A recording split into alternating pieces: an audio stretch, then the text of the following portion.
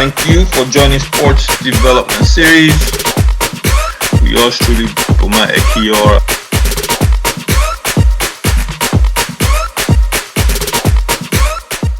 Our Sports Dev series is sponsored by Arewa Baobab Fruit Powder, one of the most nutritious substances on the planet. Get your Baobab Fruit Powder from arewabaobab.com. Sports Dev series. What's going on, guys? Welcome to another one.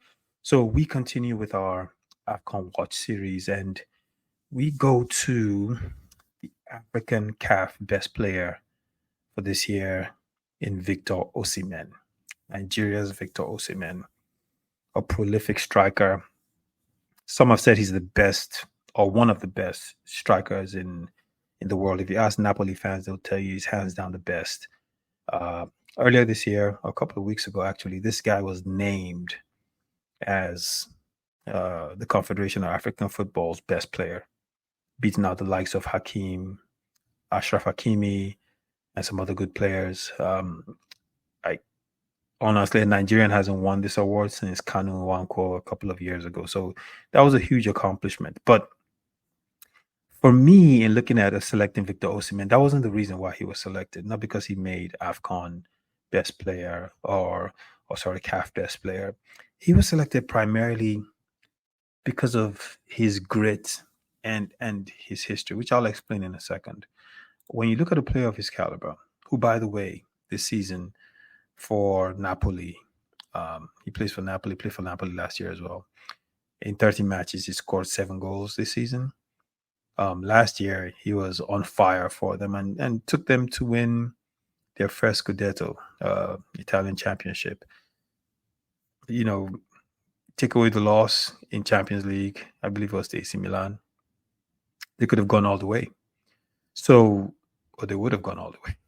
So he's been an impact player for Napoli at 25 years of age. A lot of people feel he hasn't even played his best football, soccer. Exceptional player.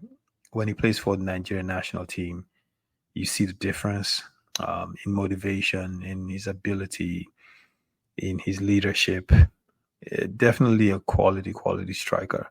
But I think looking at it from the sports dev perspective, at least from my perspective, what I like about this guy the most is not the fact that he is doing exceptionally well for Napoli or he has these amazing skills, extremely fast player. It's because of his come up. Victor Osimhen didn't necessarily get into Europe, and everything was just kind of laid out for him. If you look through his history and what he came up with, you immediately realize there was a lot of struggle. Okay, so let me put it in perspective. Here's a player who wins the Golden Boot in FIFA Under-17 World Cup, right? Highest goal scorer. I watched that World Cup. He was something special to watch, right? Wins it. Finishes the U17 World Cup. Right, he gets signed by VfL Wolfsburg in Germany. Goes in, he's plagued with some injuries. I believe at the end of the first season, he had to have a shoulder surgery. He had a bunch of injuries. They didn't start him. He was coming off the bench most of the time. It seemed like it was really a strange occurrence. It seemed like they signed him, but either one of two things happened. Either one, he was going through a transition period. Because you have to realize Osimhen played for an academy in Lagos, Nigeria. Then he plays for Under-17 and he's a phenom in U17. And then he's all of a sudden signed in Germany and he has to go play for a Bundesliga club. So there might have been a transition that was needed, which he didn't get. So he didn't necessarily shine for VfL Wolfsburg to the point where he didn't score any goals for that club.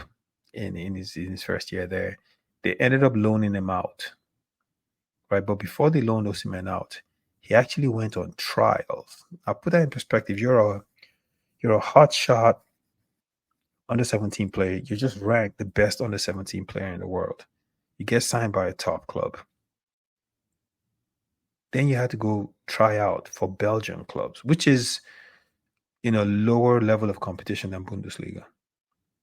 He has summer trials with clubs, 2 clubs in Belgium, Zulte Waregem and Club Bruges, and neither of them signed him, right?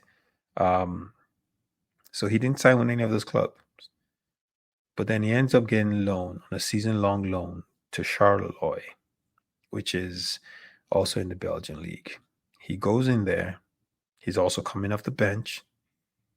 One player gets injured. He gets his opportunity. He goes in, he scores a goal, and then he's able to start a couple of games for them.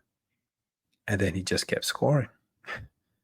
He kept scoring, ended up with 8 goals that season.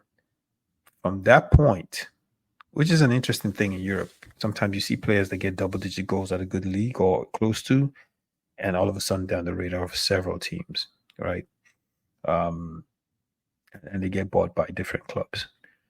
But anyways, he does that and ends up getting bought by Lille, which is in the French Ligue 1, which is French Premier, the highest level in France. He goes there, and it's all downhill from there. He goes in, he just cannot stop scoring. His pace makes a huge difference. He scores goal after goal after goal. Is highly successful in that club. And then he gets signed by Napoli. And I think we've all seen what he did at Napoli. And even at Napoli, he didn't necessarily go in there and it was just a bed of roses. He was scoring a lot of goals. He was out of control scoring. I mean, the guy was on fire. In 2021, he had a terrible head injury, right? Fractured his skull. Crazy. And he had to go through surgery. And then he comes back. And that's why you see him playing today with that protective mask on his face, right? But that doesn't stop him. He's still exceptionally good in the air, right? Still scores a lot of goals with his head, which is kind of a good segue into what makes him special. Osimhen is an extremely fast player. Not only that, he plays with a chip on his shoulder. He's very aggressive. He shows a lot of strength, which means he doesn't fall easily. He's right-footed for the most part. He does use his left to dribble from now and then, but mainly right-footed. But he finishes very well. He creates space. You give him a chance, and he'll bear it. And I think that's what's made him really special. And he's racked up tons of goals, tons of crazy goals playing for them. And he's been a prolific striker. He's one player, and I'm not saying this because I'm Nigerian as well, but he's one player I actually want to see how he performs in AFCON for 2 reasons. One, I want to see how he helps the Super Eagles, but then I also want to see what will happen given now that he's been named CAF's Best Player, because everyone's going to come for him. Teams that play Nigeria will target him, want to mark him down, and this is when you see the great ones, right? When everyone's coming for you, regardless of what they do, they still can't stop you. And that's what I want to see. So he's up there, probably one of the top players that they are to watch in this AFCON series. And if you haven't seen him play for Napoli, when you get a chance, catch a Serie A game and go watch Napoli. I promise you will not be disappointed. Okay? All right. Sports Dev Series. That's all we have, folks.